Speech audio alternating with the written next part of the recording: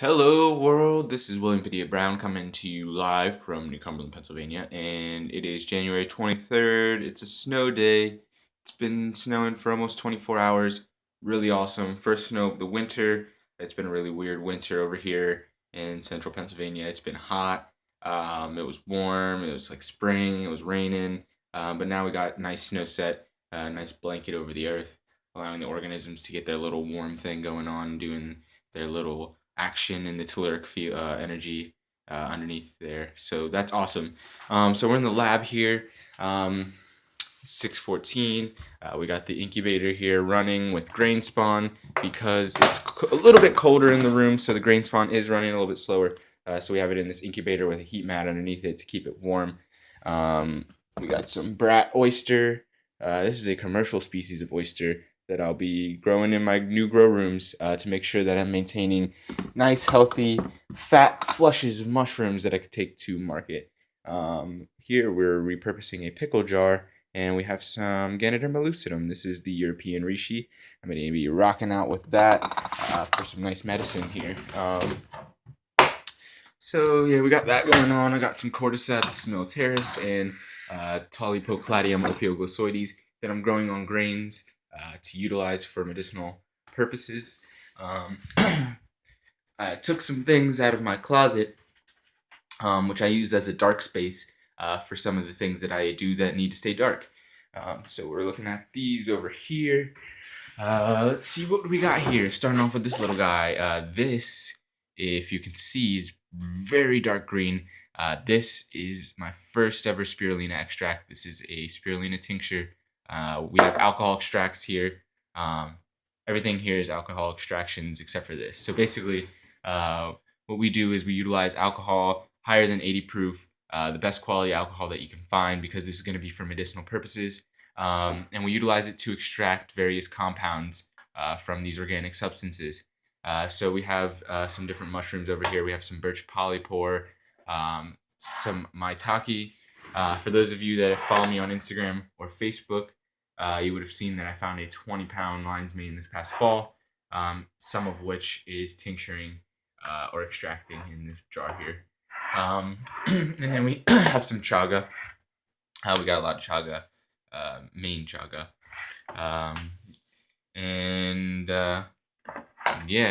Every day we give these a nice shake. We let these go about 3 weeks. You can let them go about 2 weeks, or you can let them go even longer than that. And we do double extractions with the mushrooms and other herbs that we do, where we will take out this liquid alcohol here and take the material and then make a tea with it, because there's some water-soluble components in there that will need to be further extracted, and we'll mix that all together, get a nice, powerful medicinal tincture. So over here we have a little bit of a fermentation going on, better known as kombucha. We have a SCOBY in here that it's gone through its first multiplication. So it's like this patty thing that you see here. It's split into two, which I can then split into another jar and then make more tea. So this lives in the tea, sugary broth of tea, and whatever kind of sugar you're going to use. I use organic cane sugar, and this is living in yerba mate. You can pretty much use whatever tea that you would like. I'm just experimenting with this highly caffeinated tea. And it's been doing good. It's already gone through its first split, as I said. It's looking very healthy, so I'll have lots of nice probiotic fermented tea here soon. Let's see what else. All right, guys, so we have this little setup here, and we're going to be playing with the triops again. For those of you that have been following me on Instagram or Facebook, you would have seen earlier in the year I was experimenting with utilizing these guys in various applications for whole systems design, mostly because they will eat mosquito larvae. That's really awesome. These are small crustaceans called triops because they have 3 eyes, 2 normal eyes, and 1 that senses which direction the light's coming from, so they know if they're swimming up or down. And they live in vernal pools. They lay eggs that are like cysts that will dry up if the pool dries up, and they will last for years until there's another puddle or pond there, and then they will hatch and pretty much eat anything, dying, decaying material, meats, plant-based materials. They'll eat each other if there's not enough food. They'll eat small brine shrimp, and just like I said, they will eat mosquito larvae. So that's really awesome. You can get them at toy stores. They'll probably look like this. and they'll come with food that you can give them. They can pretty much compost. You can give them kitchen scraps and stuff like that. We got these little mineral stones that it comes with in these packages. You can supplement with mineral water or ionic trace minerals. And we have a few different species here. So we have Newberrii, red cancroformes, regular cancroformes, and we have the green cancroformes. And then we had, I don't know if I still have more of the eggs that came with this package here. But yeah, I'm going to be experimenting with a few different ones of these now that I have the algae running with the seed mats. It'll keep it warm and provide them with enough light to give them the proper environment. So I might as well run them in unison, stack functions. And I'm going to experiment with hardiness to see which ones are the most hardy because I'm going to try to utilize them in aquaponics applications and outdoor pond applications, rain barrel applications for keeping down mosquito larvae and seeing what else I can do with them in aquaponic systems. So yeah, that's another cool little thing I'm working on. So stay tuned, see some triops action. I've got a lot of new liquid cultures going. It's probably pretty dark, you can't see, but that's okay. Because the only real one that I wanted to show you was this new oyster species that I have. It's called the Rocky Ridge oyster. This is from York County. It's a brown oyster, cold weather tolerant, and I just got it on liquid. So this is one that I haven't updated on my website yet, so that's one that I wanted to show you guys. Here we have the Massachusetts shiitake. This was found by the funnest guy on Instagram. I saw the picture. He found wild shiitakes growing in around Boston area. He took spore prints, sent me some. I got some going. I'm going to isolate the strongest mycelium from these, and I'm going to be sharing lots of this East Coast shiitake culture. So I got some spawn running, got some shiitakes going for custom orders at the hydroponic store. Lots of people have been liking to use those in their grow rooms underneath their plants. They put out about 600 parts per million of CO2, which is really awesome for people that are growing plants. We got some enokis going. We're going to try them in a different fruiting style, which I'll update when I do another update on the New Cumberland grow room. We have another round of reishi going. We got some Asian reishi, the Ganoderma lingyi, and we also have some Formosanum and Sinense, which are pretty much synonymous. They're both black reishi with variations. And then we got some beach mushrooms going. Anybody that doesn't follow me on Instagram, check out the Mycosymbiote. I'm doing an awesome giveaway, giving away lots of cultures, so check that out. All from Pennsylvania except for two, which would be the Pio Pino and the Agaricon. So check that out. Over here we have some liquid cultures going, experimenting with various nutrient broths for producing medicinal compounds from different mushrooms that do not produce fruit bodies like the agaricon. So then I'll be able to do easier extractions of the medicinal components that they produce and get some mycelium, be able to separate it from the liquid, dry it out, and utilize it for various applications. And over here, I have some different nutrient salts and sugars and a whole bunch of different things doing various experiments with getting Cordyceps militaris to fruit, also Talipocladium ophioglyphoides, and I'm going to be working with another Cordyceps species, which I'm not too sure exactly what species it is, but if I can get it to fruit, that'd be still just as cool. So I'll be able to get a little bit more information on that later on about the species, but I might as well just go show you the Cordyceps setup. All right, we're in this small little area between the rooms upstairs where we have this warm closet space. It stays around room temperature 75 degrees, which is perfect for incubating Cordyceps. We have these jars that are almost fully colonized here of this Cordyceps fungus on a nutrient-enriched grain medium. My friend Ryan Paul Gates over in Detroit with terrestrial fungi has this same culture. I sent him this. Cordyceps originates from Duncannon, found by our friend Charlie Aller during the Mycosymbiotics Mushroom and Arts Festival. So this is a local Cordyceps species, and Ryan Gates has actually got this Cordyceps to fruit. You can find pictures on his Facebook, Terrestrial Fungi. So we're working on getting it to fruit as well. Same nutrient recipe.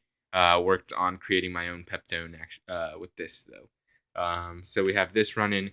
We also have um, the Polypocladium ophioglycoides, and we have a few more uh, Cordyceps militaris incubating in another space. So we'll update as that goes along and if we have any success. All right, so we're in the kitchen.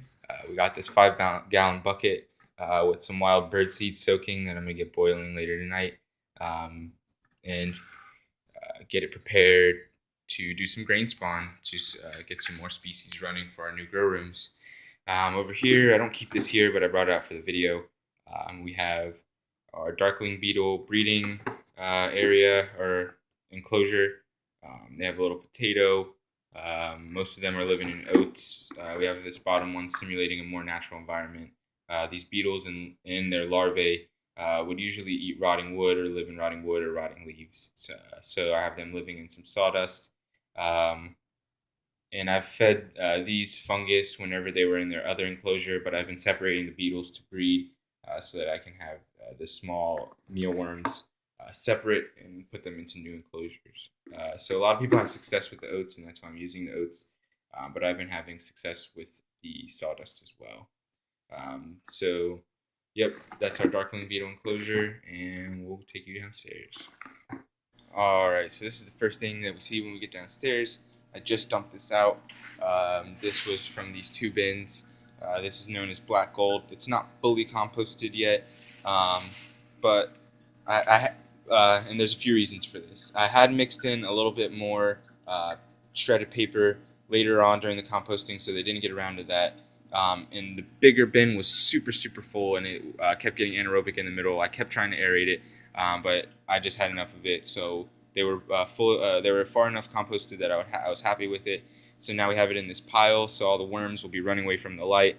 That are going to go down into the middle, and I'll keep scraping some off the top, and I'll put it aside to dry out, and then I'm going to bag it up and mix it in with different soil applications in our gardens this following spring. So yeah, you'll see there's just paper scraps in here, but other than that, this is a really dark, rich compost. This is about 4 months worth of kitchen scraps and mushroom blocks from the home. So yeah, we get a fair amount of worm compost each year that we can mix in with our other composts that we have, because we have some other insect compost that we utilize, as well as just hot compost outside from our kitchen scraps. So just a various mix of compost, different organisms. We call that our complex biosoil. So over here, it's cold outside. I brought in some sawdust from outside before it snowed. And I've just been sitting here whenever I have some time and filling up these bags with sawdust for sterilization inside in our pressure cookers. For those of you that ask where I get my mushroom bags, I do one big order a year from Unicorn. And then other than that, I use Southeast Mushrooms on eBay. They're super awesome. They ship it out right away. Good service. So yeah, I've been mixing that up. We got the algae photobioreactors. We got some lettuce over here. Reaching towards the lettuce, turn it around so it grows a little bit more evenly. But we have these 3 photobioreactors. We have the Haematococcus pluvalis, which is doing very well. We have 2 chlorellas. They're growing really fast. They actually get heavy, which is really cool. They get heavier than when you just fill it up with the water. In the back, we have the mulberry growing out. That's growing some new leaf sets. So as that grows, once we get to a fair amount of leaves where I feel comfortable taking some off, we're going to get a culture of silkworms. And I'll be expanding the chlorella and the Haematococcus into larger seed culture aquarium photobioreactors. But I'll talk a little bit more about that in the FICO Permaculture update that I do here soon. The crickets are doing well. They're eating lots of these strawberries that went bad. They've been eating loads and loads of compost from the home and dropping lots of frass here in this sawdust, which I'll be collecting. So this is our main seed culture of crickets. They need to stay on this heat mat. They do not like the cold down here. So we're going to be breeding them back out from this bin once it gets a little bit warmer, and we're going to do some trash cans like they do in the pet stores. So in here, this is one of my son's Christmas presents. They are insectivores, so we have lots of insects, so it doesn't really cost us anything to maintain them. Um, but they're beautiful creatures, easy to breed, so that's cool. We can continue to trade them to other people that have kids.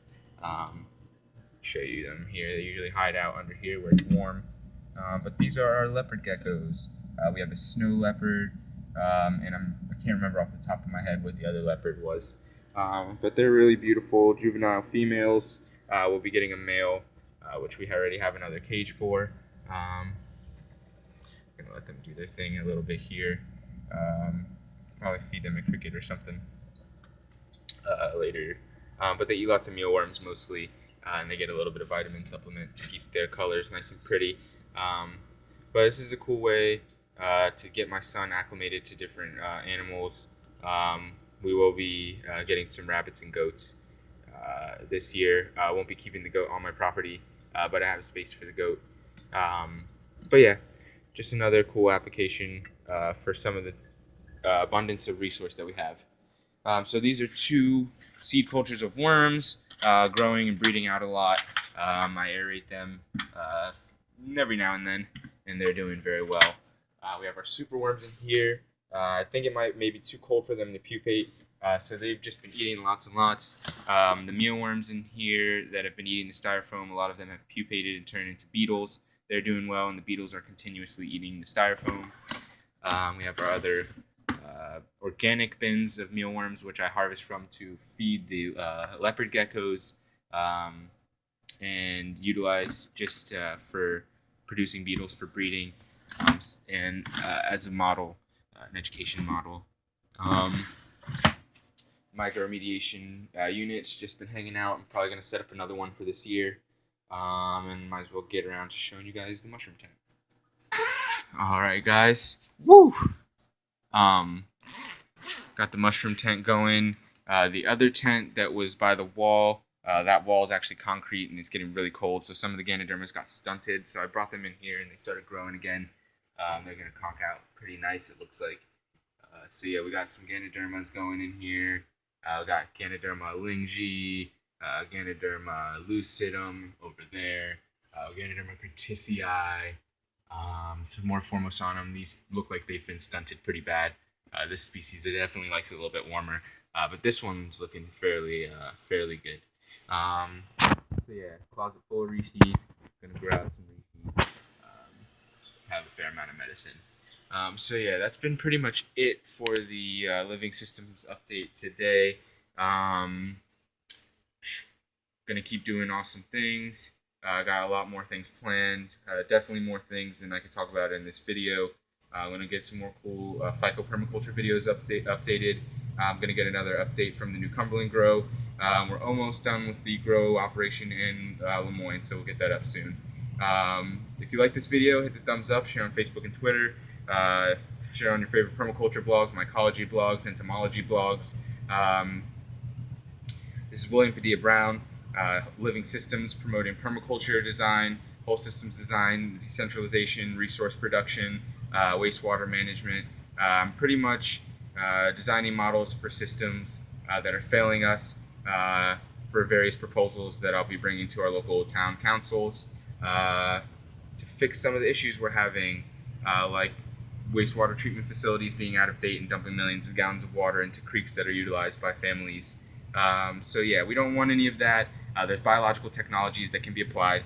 So I'm working on them at my home, different models for green jobs, and lots of cool things, which I'll be educating lots of people about at the Backyard Permaculture Immersions this year. If you're interested in that, check out seppiesplace.com. I will also be doing some myco-permaculture immersions and mushroom immersions this year. If you're interested in that, check out mycosymbiotics at wordpress.com. So yeah, another day just living and learning and growing and hanging out with all the cool organisms that have been brought into my life. So yeah, much love to everybody. Let's keep this change happening. Let's keep manifesting our ideas and creating the new realities that our heart knows are possible.